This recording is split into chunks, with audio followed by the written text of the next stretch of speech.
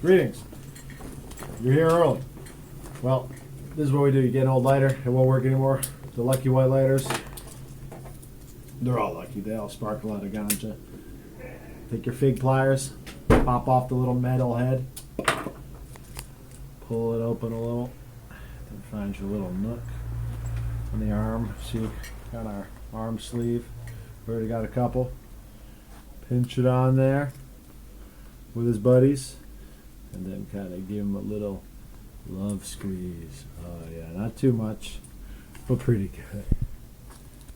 Sometimes you squeeze them out, but that's squeezed down pretty good, yeah. And that's punk rock. Then you get a bunch of those on there, and then this is another accoutrement of your ceremonial grade DIY vest.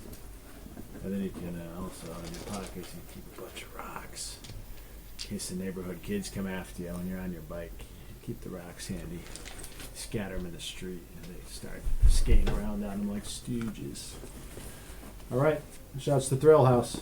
I saw on eBay there's a couple Thrill House back patches left. There's a wolf, there's a panther. Yeah, there's only not many left. Thrill House. That's a German house. H-A-U-S. Thank you. Thank you.